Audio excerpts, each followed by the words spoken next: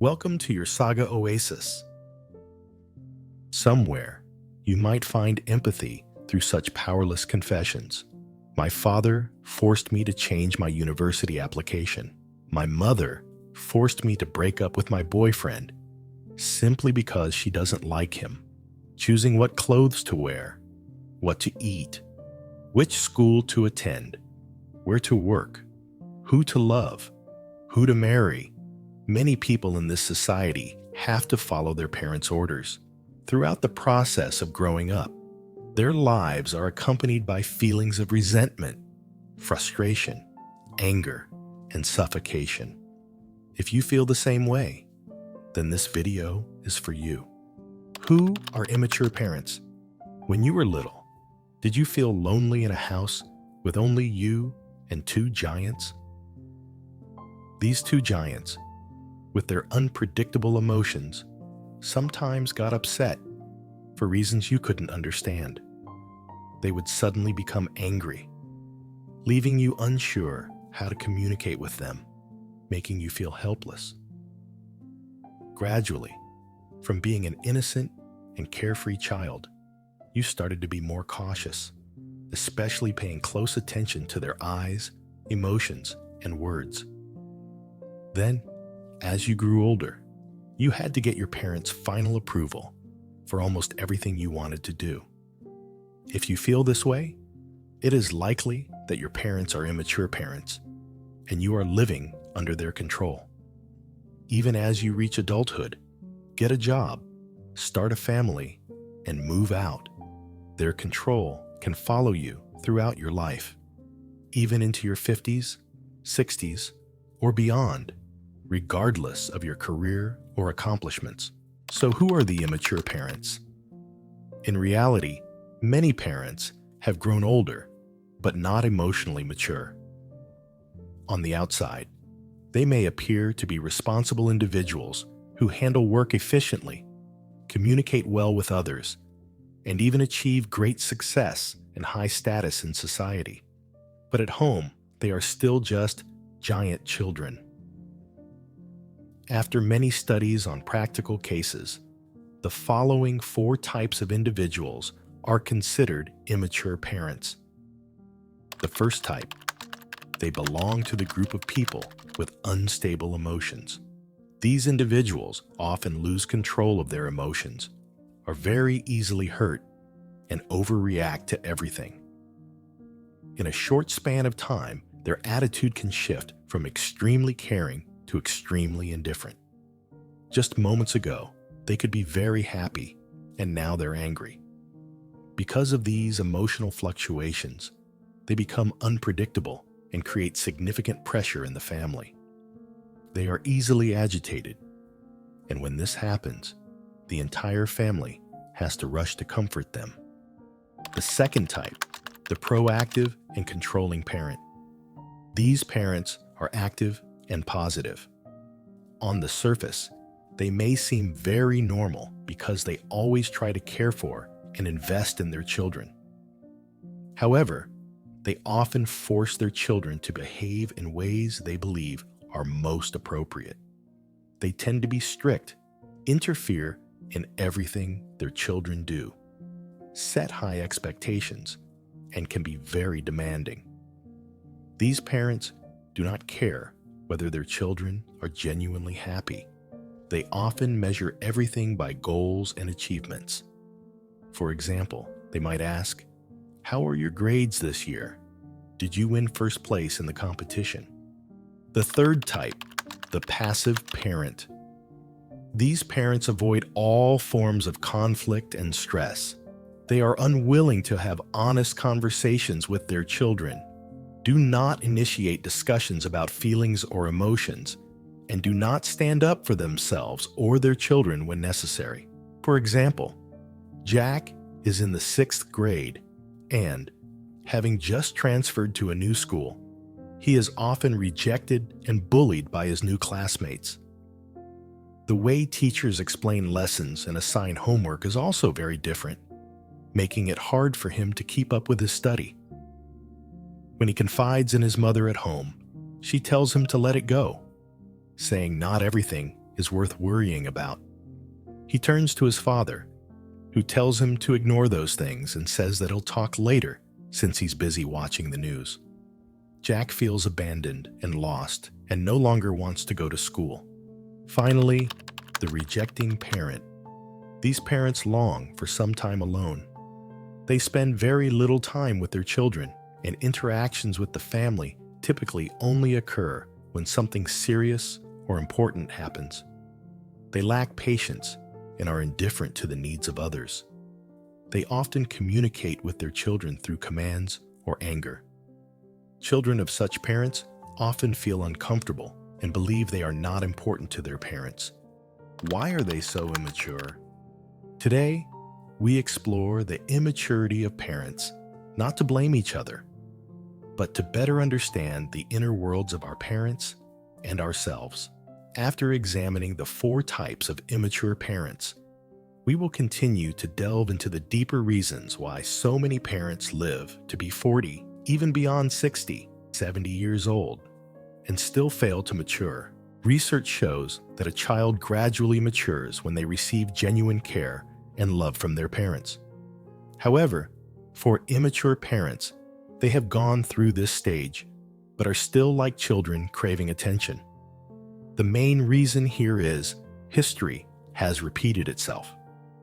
Emotionally, immature parents often have immature parents themselves. When they were children, they also experienced emotional neglect and deprivation, and their strongest emotions may have been suppressed.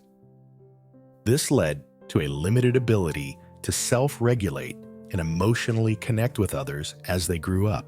In reality, the giant children in your home, no matter how rigid they appear on the outside, are very vulnerable on the inside. Because they haven't received care or healing for a long time, they have built a psychological defense wall. This wall protects them from feelings of insecurity, and it is precisely because of this lack of security that they like to dominate and control others. Only by doing so do their emotions feel stable.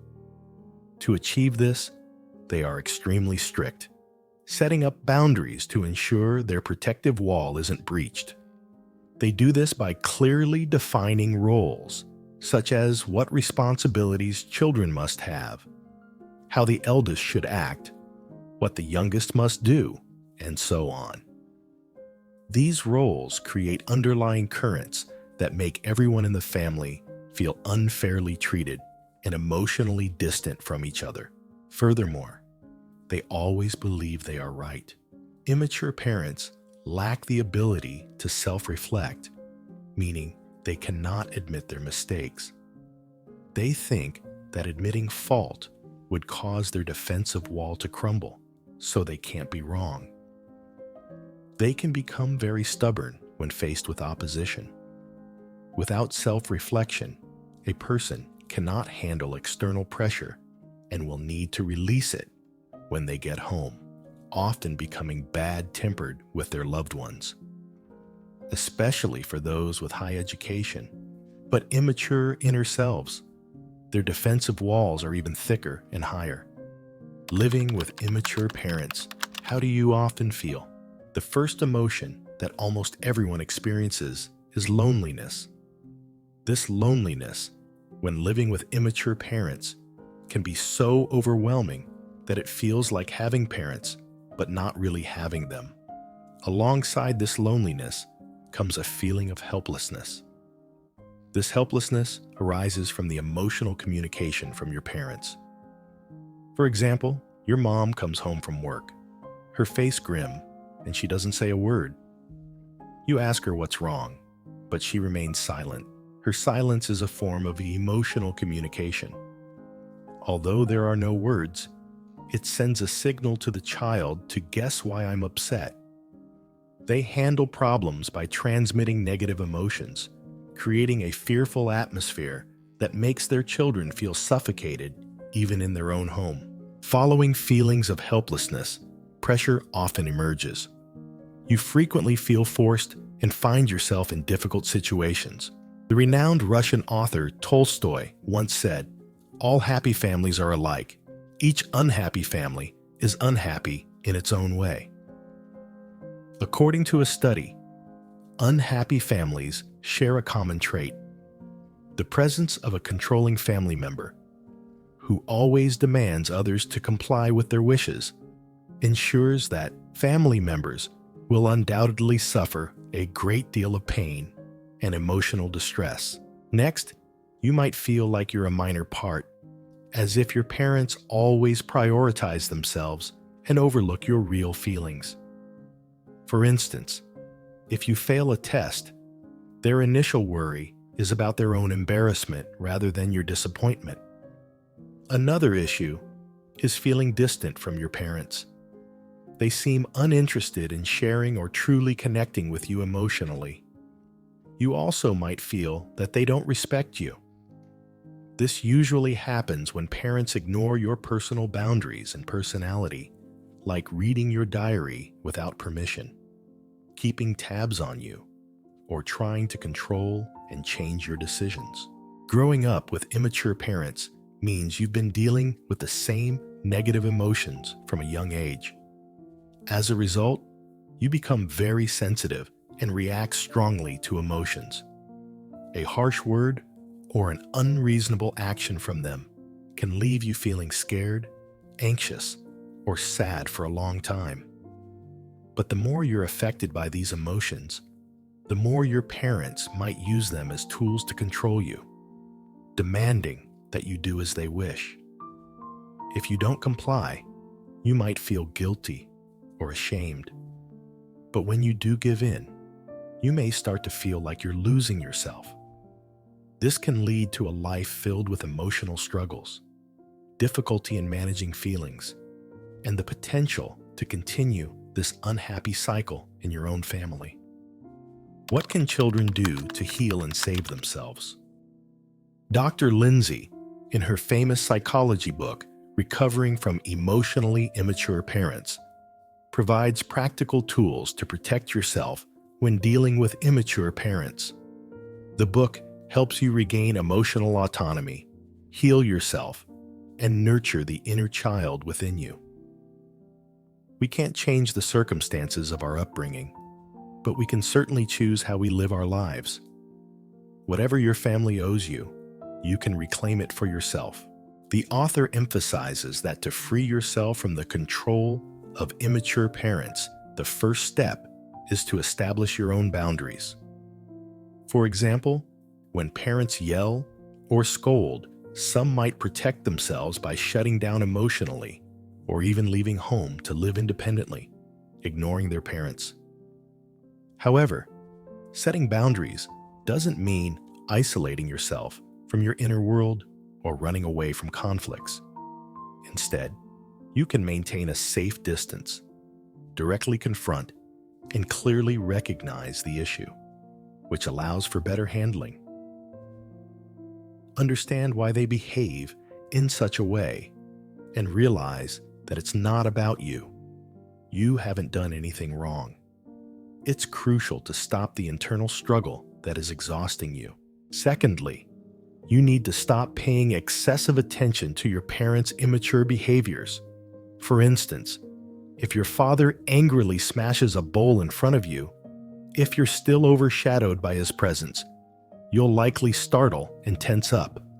At this moment, some might apologize and comply, while others might confront by arguing or walking away immediately. However, both reactions show that you're still too focused on your parents' immature behaviors.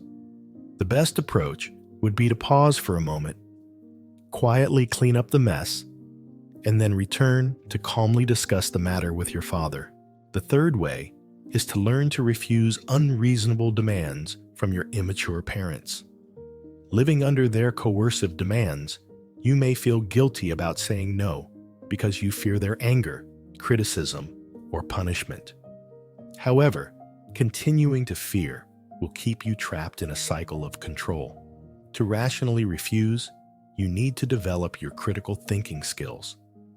For instance, if your parents demand that you pay off all their debts while you are also struggling financially, You might initially believe that it's your duty as their child to take on this burden.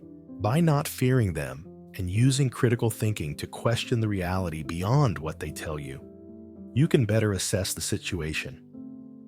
Ask yourself, how severe is the crisis they're causing? Are they capable of solving the problem themselves? Is this issue really your responsibility? After critically analyzing the situation with a comprehensive set of questions, you will likely find yourself more composed. And with calmness, you can make wise decisions and have the confidence and rationale to refuse the unreasonable demands of your immature parents. The fourth step is to avoid conflicts and choose a more tactful way to interact with your immature parents. As mentioned, immature parents often center themselves and use emotions to force their children. If the children refuse and do not meet their demands, the parents may become angry and unreasonable. Instead of directly confronting them, you might try avoiding confrontation. Sometimes, just smiling and finding a different way to reduce conflict can help. We don't have to agree with their actions, but we can empathize with their feelings. For example, you could say, "Mom, I know you're really upset. Dad, I understand you're really worried about me," and so on. Or if it becomes too much, find an excuse to step outside for a walk, go for a run, or do anything else to give yourself some space. Finally, the fifth point is to know what you want for yourself. Often, we are led by others simply because we don't know our own desires. Therefore, dedicate yourself to activities that build your confidence and add value to your life, your family, and society. We hope this video helps empower you to overcome past traumas, heal, and reconcile with yourself. This can lead to a life truly defined by your own choices, one that is lighter and more free.